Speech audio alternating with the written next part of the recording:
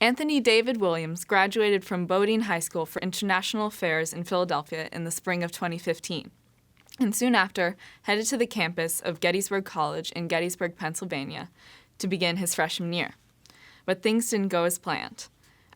Anthony decided to transfer, and this fall will be starting his sophomore year at the University of Pennsylvania.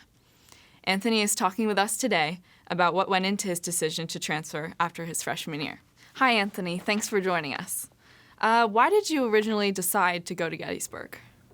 The best answer I can give you is I don't know.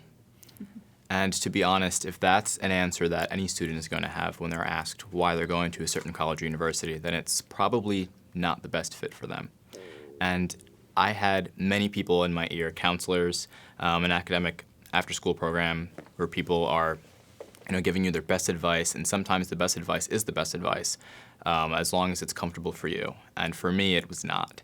I went to Gettysburg College mainly because I felt that I would be financially safe. The college gave me a full scholarship, which was an amazing feat for me. And then academically, it was right in my ballpark. I absolutely loved my professors. I had a great time talking to them, getting to know them. It was a very intimate setting. Although socially, I didn't really quite fit in as well. And this was something that I had no idea really what I was going to expect. I mean, you could see online the diversity rates. However, not having visited the school, which was another mistake, I wasn't quite sure what I was in for. At what point during your freshman year did you realize that you wanted to transfer to U of Penn? And what were some of the reasons behind your decision to transfer? So there were actually many stops along the way where I realized this, but most notably there was in the beginning during freshman orientation, right, where so many students are so happy and they're just marveling at the school and they're so excited that they've arrived at this destination, and I couldn't say that I shared in that.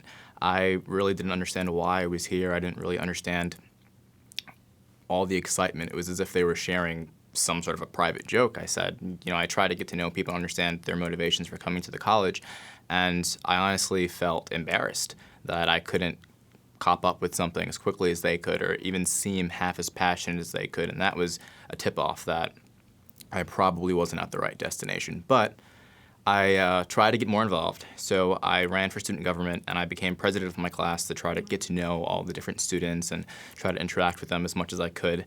I also joined the student newspaper and I wrote for the Odyssey at Gettysburg, which is analogous to a student newspaper, but a little smaller.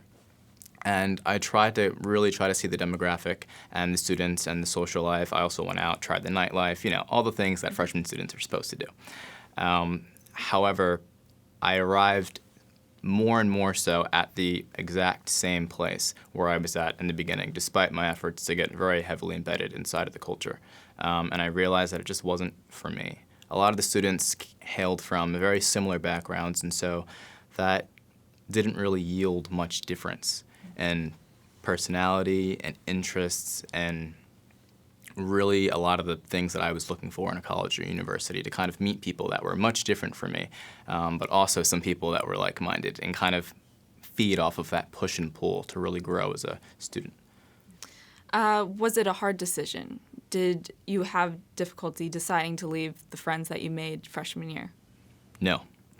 And that is also a feeling that I would want most students who feel as though they've maybe made the wrong decision to also share. So, of course, when you meet people, it's going to be rather difficult to leave friends behind and best friends behind. However, if you really are at a destination where you feel just doesn't make you feel happy, you have people that you're able to get along with. For example, I had a best friend. We ate together, we went out together, we met up after class, we studied together in the library. But she had more of a motivation to really just feel as though she was getting to know everyone because they were going to be there for the next 4 years. I had the motivation that I knew I was getting to know everyone to make an effort, not for the fact that I knew that I was going to be there for the next 4 years. So it didn't really quite feel like home.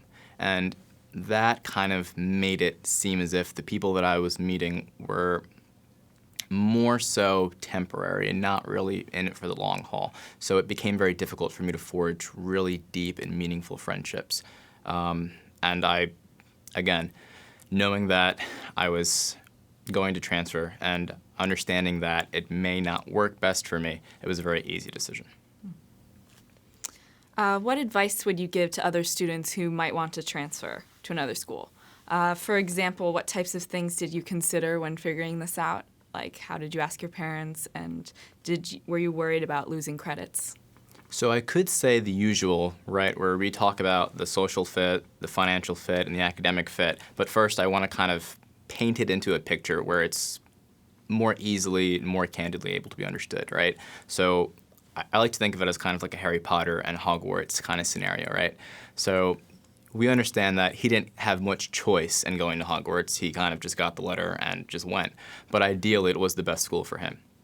And you can just, in watching the movie and reading the book, right, everything about Hogwarts seems very scenic. It seems very amazing, right? We all are still awaiting our Hogwarts letters. And I didn't really feel that way about Gettysburg. I knew from the jump, so again, I knew from the jump that it wasn't the best decision, yet I went with it anyway. Although, while I was there, it didn't really feel much like what I expected college or university to feel like.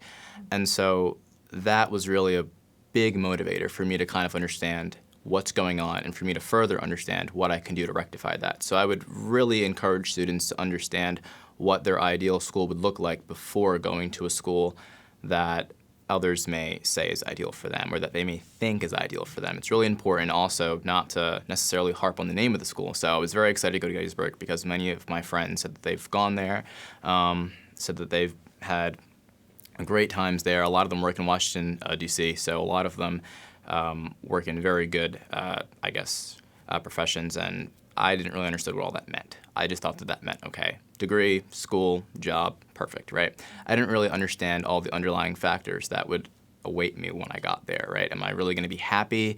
Am I really going to understand that a liberal arts education just by itself is going to be enough to make me happy, or that's going to be enough to get me to where I would like to end up in life? Whereas I realized that it just wasn't enough opportunity for me. And I realized I kind of wanted to span out a little bit more. So for students, academically that is, I would recommend that they actually know what programs are being offered. For example, I had no idea what I wanted to major in when I got to Gettysburg.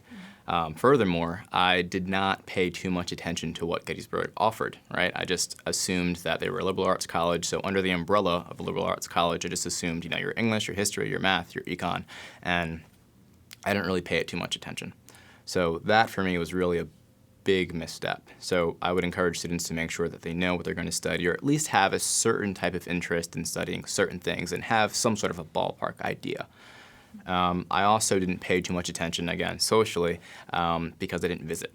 So I didn't really know what much of the campus looked like. I also didn't understand what most students were into extracurricularly, how much of an emphasis was placed on sports, what the neighboring community would look like. I really didn't visit the school, so I would definitely encourage students to visit the school as well.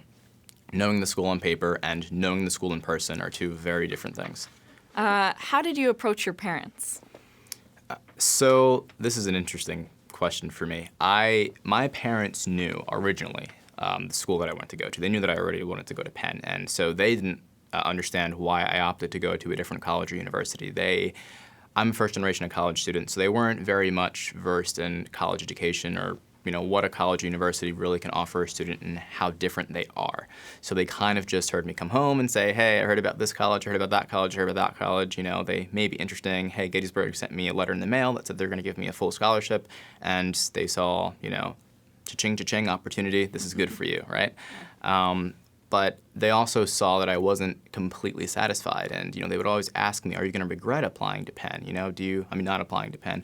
Are you going to regret never, that not knowing? Are you really going to be able to live with that? Are you satisfied? Are you just going to a school because of the opportunity that you think that you're going to get, or are you going to the school because you're passionate about it?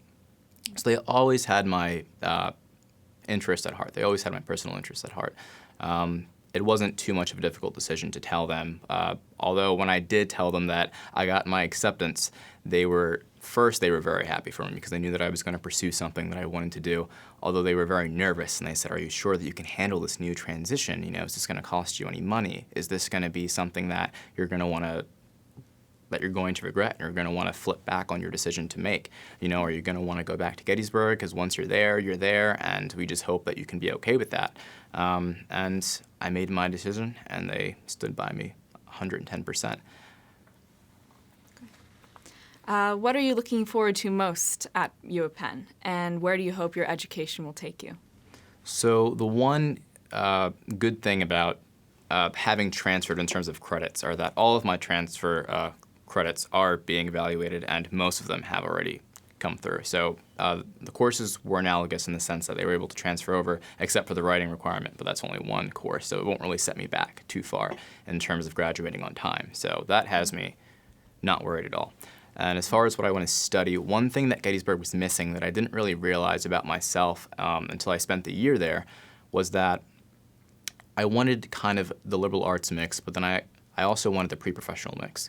And Penn does a really good job of giving that in terms of having the one university policy. So I'm able to study at Wharton at the business school. I'm also able to study at the College of Arts and Sciences, so I can really discover whether or not I'm interested in English and history, or maybe I want to study English and history as a foundation, but I also want to maybe take some law courses as well, or some consumer psychology courses. And so it was very interesting to me to be able to have this great opportunity. Something that Gettysburg didn't offer me. So I'm very excited to be able to expand my horizons in a much bigger atmosphere.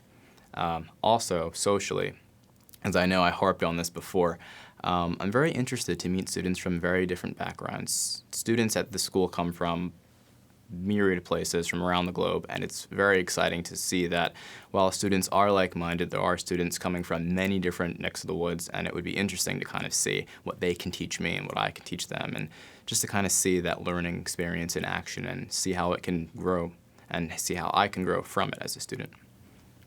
Well, good luck. Thank you so much for talking with us today. Thank you for having me.